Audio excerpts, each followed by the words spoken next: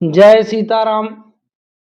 आप लोगों को 5 पार्ट तक मैथ का मैंने बना दिया है, मेन इंपॉर्टेंट क्वेश्चन, और ये 6वां पाठ आज है। आप विश्वास मान के मात्र एक बार इन क्वेश्चनों को आप तैयार कर लेना, फिर परीक्षा देने के बाद आप ये बोलोगे, दूसरे को राय दोगे कि ये चैनल में सही बताया जाता है मैथ के लिए। जिसमें इसमें आप इसको पढ़ो बस। देखो 6.1 के सभी खाली स्थान, अब पाठ खोलोगे 6.1, ये सब 4 तो खाली स्थान है, इनको जरूर पढ़ लेना है, आप 100% पढ़ लेना। दूसरा क्वेश्चन है त्रिभुजों की समरूपता के नियम। तो त्रिभुजों की समरूपता मतलब ऐसा भी दे सकता है कि दो त्रिभुज समरूप कब होंगे, उनका जो मतलब कंडीशन दो, है ना, स्थितियां बताओ। तो उनके संगत कोण बराबर हो, उनका संगत भुजाएं एक ही अनुपात में हो, मतलब समानुपाती हो, तब दोनों त्रिभुज समरूप होंगे। इसी को समरूपता का नियम कहते हैं। ठीक है। आधारभूत समानुपातिक प्रमेय या थेल्स प्रमेय के नाम से जाना जाता है। तो आप थेल्स प्रमेय आप बिल्कुल पढ़ना, और मेरे चैनल में आपको पढ़ना होगा, कहीं से भी पढ़ना होगा, चैनल में आप देखना किसी के भी, आपको आसान भाषा में बताया गया है। अब ये क्वेश्चन आगे जो है, पेज नंबर आप चलोगे वो 6.2 का, वैसे भी बताया जाता हूँ, इसमें भी लिखा है 6.2 का क्वेश्चन नंबर 1 और 2। 1 क्वेश्चन ये है, इसमें ईसी फाइंड करना है, और इसमें जो है आपका एडी फाइंड करना है। ठीक है, इस चित्र में, तो इसको आप जरूर पढ़ लेना। और इसी 6.2 का आप एक एग्जाम्पल है इसी के पीछे, है ना, ये एग्जाम्पल नंबर 4 है ना, ये एग्जाम्पल नंबर 4 मैंने बना दिया है कि आकृति पी क्यू समांतर आर एस, तो सिद्ध कीजिए कि पी ओ क्यू समरूप सिंगल एस ओ आर, है ना, सिमिलर। तो दोनों सिमिलर हैं, क्यों है, किसके कारण से है। इसका एग्जाम्पल नंबर 5 भी आप 100% पढ़ लेना। ठीक है, एग्जाम्पल नंबर 5 है। और इसके बाद इसमें एक क्वेश्चन इसी का 6.2 का ये लिखा है, ये एबीसीडी एक समलंब है, जिसमें इसलिए बता रहा हूं कि शायद मान लो कि न समझ में आए, तो ये क्वेश्चन में देख लेना। 6.2 का क्वेश्चन नंबर 9 है ये, एबीसीडी समलंब जिसमें एबी पैरेलल डीसी है तथा इसके विकर्ण परस्पर बिंदुओं पर प्रतिच्छेद करते हैं, दर्शाइए कि AO upon BO equal CO upon DO. ठीक है, एग्जाम्पल तो बता चुका, तो इसको आप तैयार कर लेना। अब ये तीनों क्वेश्चन आपके लास्ट वाले पार्ट के हैं, तो यहां सीधे चले आओ 6.3 का क्वेश्चन नंबर 13। एक त्रिभुज एबीसी की भुजा बीसी पर एक बिंदु डी इस प्रकार स्थित है कि एंगल एडीसी बराबर एंगल बीएसी, दर्शाइए कि C A square equal C B into C D है। ठीक है, ये 13वां क्वेश्चन है। और एक 15वां क्वेश्चन है इसका, लंबाई 6 मीटर वाले ऊर्ध्वाधर स्तंभ की भूमि पर छाया की लंबाई 4 मीटर है, जबकि उसी समय छाया की लंबाई 28 मीटर है, तो मीनार की ऊंचाई ज्ञात कीजिए। इसी का क्वेश्चन नंबर 16 है। ये मतलब ज्यादा जगह नहीं थी, इसलिए मतलब ये लिख दिया हूं कि एडी और पीएम त्रिभुज एबीसी पी क्यू आर की क्रमशः मध्यिकाएं हैं, जबकि त्रिभुज एबीसी समरूप त्रिभुज पी क्यू आर, तो ए बी बटे पी क्यू बराबर एडी अपान पी एम। और एक 6.3 का क्वेश्चन नंबर 2, ये चित्र बना है, ये चित्र बना दिया हूं आपके समझने के लिए कि इसको आप ढूंढ के पढ़ लेना। इसमें 125 का एंगल है, 70 का एंगल है, और एंगल डीओसी डीसीओ और angle O A B find करना है। 6 पार्ट अगर इतना आप तैयार कर लेते हो तो बिल्कुल फिट है, कोई दिक्कत नहीं है। इसमें स्पर्श रेखा पढ़ लेना, है ना, स्पर्श रेखा क्या है, छेदक रेखा जो नॉर्मल है, बस इतना ही आप पढ़ लेना।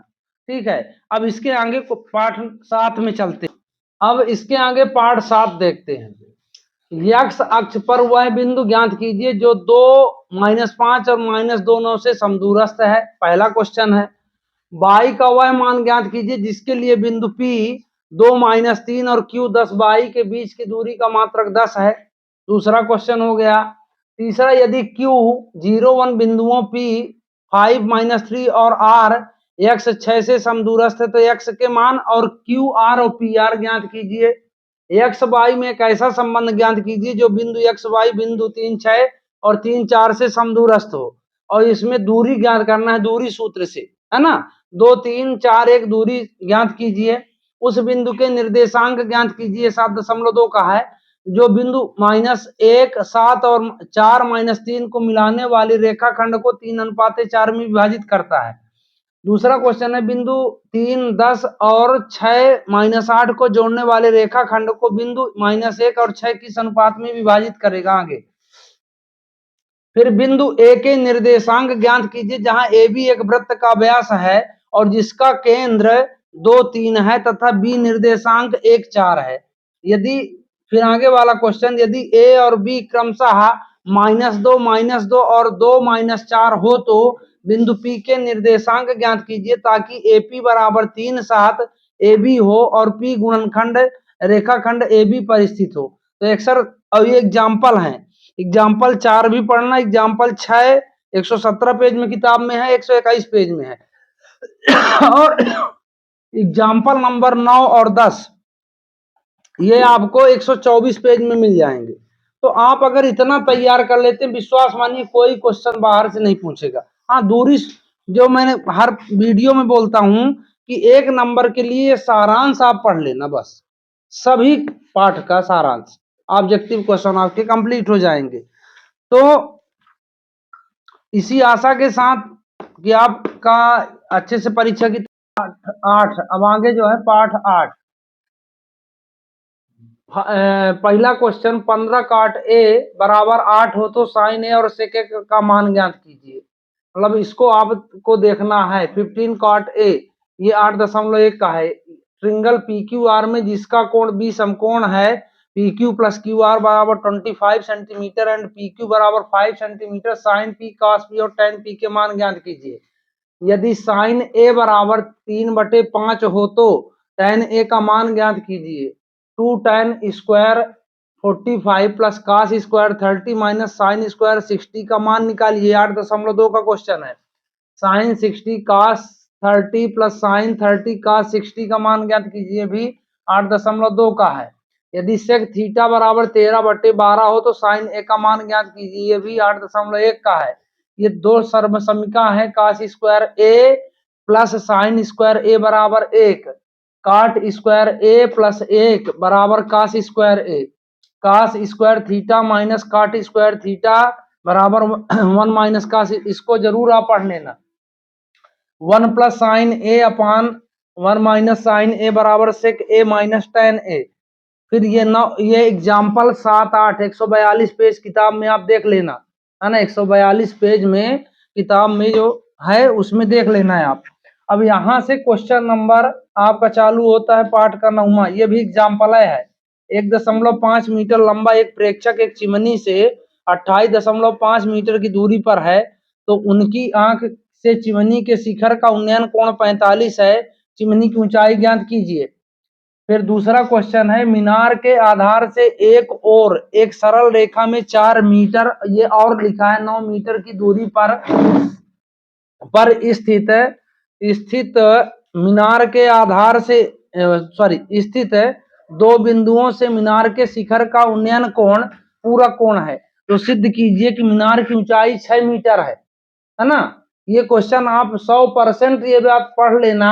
आपको मैथ में अगर 90% से ऊपर रिजल्ट लाना है तो ये बात मान लो मेरी। जब आप परीक्षा दे के आओगे तो पछताओगे, और नहीं तो आप इसको जरूर पढ़ो।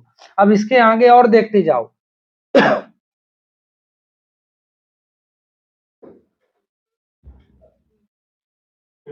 अब आगे देखो, एक क्वेश्चन है ये, आंधी आने से यह पेड़ टूट जाता है और टूटा हुआ भाग मुड़ जाता है कि पेड़ का शिखर जमीन को छूने लगता है, इसके साथ 30 डिग्री का कोण बनाता है, तो पेड़ के पाद बिंदु की दूरी 8 मीटर है ना।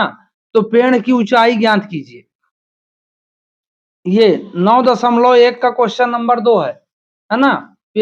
आप उसमें देख लेना। फिर इसके बाद है, भूमि के एक बिंदु से एक 20 मीटर ऊंचे भवन के शिखर पर लगी एक संचार मीनार के तल और शिखर के उन्नयन कोण क्रमशः 45 और 60 डिग्री हैं, तो मीनार की ऊंचाई ज्ञात कीजिए। इसमें क्वेश्चन नंबर 14 में मीनार की ऊंचाई ज्ञात करना है। क्वेश्चन नंबर 15 में मीटर ऊंचे भवन के शिखर से एक केबल टावर के शिखर का उन्नयन कोण 60 डिग्री है और इसके पाद का अवनमन कोण 45 डिग्री है, तो टावर की ऊंचाई ज्ञात कीजिए। इसमें टावर की ऊंचाई ज्ञात करना है। एग्जाम्पल, ये एक्सरसाइज नहीं है, एग्जाम्पल 1 है, पेज नंबर 152 में जो एग्जाम्पल दिया है आप उसको जरूर पढ़ लेना, ठीक है। एग्जाम्पल में क्या है, धरती पर एक मीनार ऊर्ध्वाधर खड़ी है। धरती के एक बिंदु से जो मीनार के पाद बिंदु से 15 मीटर दूर है, मीनार के शिखर का उन्नयन कोण 60 है, तो मीनार की ऊंचाई ज्ञात करो, ठीक है। अब इसके बाद 10वां पाठ प्रमेय में आप चलते हैं। प्रमेय नंबर 1 10.1 प्रमेय, ये पेज नंबर 164 यहाँ लिख दिया हूं, आप देख लेना। वृत्त के किसी बिंदु पर स्पर्श रेखा स्पर्श बिंदु से जाने वाली त्रिज्या पर लंब होती है। फिर 10.2 का जो है 166 पेज में वो प्रमेय, उसको पढ़ लेना है कि बाह्य बिंदु से किसी वृत्त पर खींची गई स्पर्श रेखाओं की लंबाइयां बराबर होती हैं। वेरी वेरी इंपॉर्टेंट प्रमेय है, आप बिल्कुल पढ़ लेना इसको। फिर इसके बाद 10.2 का क्वेश्चन है ये, एक बिंदु ए से जो एक वृत्त के केंद्र से 5 मीटर दूरी पर है, वृत्त की स्पर्श रेखा की लंबाई 4 सेंटीमीटर है, तो वृत्त की त्रिज्या ज्ञात कीजिए। फिर इसके बाद क्वेश्चन आगे है, दो संकेंद्रीय वृत्तों की त्रिज्याएं 5 सेंटीमीटर और 3 सेंटीमीटर है, बड़े वृत्त की उस जीवा की लंबाई ज्ञात कीजिए, है ना। बड़े वृत्त की जीवा की उस लंबाई ज्ञात कीजिए जो छोटे वृत्त को स्पर्श करती हो। इसके आगे क्वेश्चन है, जो छोटे वृत्त को स्पर्श करती हो। फिर क्वेश्चन है कि एक वृत्त के परिगत एक चतुर्भुज ABCD खींचा गया है, सिद्ध कीजिए कि AB प्लस CD बराबर AD प्लस BC, है ना। फिर इसके बाद सिद्ध कीजिए कि किसी वृत्त के परिगत समांतर चतुर्भुज समचतुर्भुज होता है।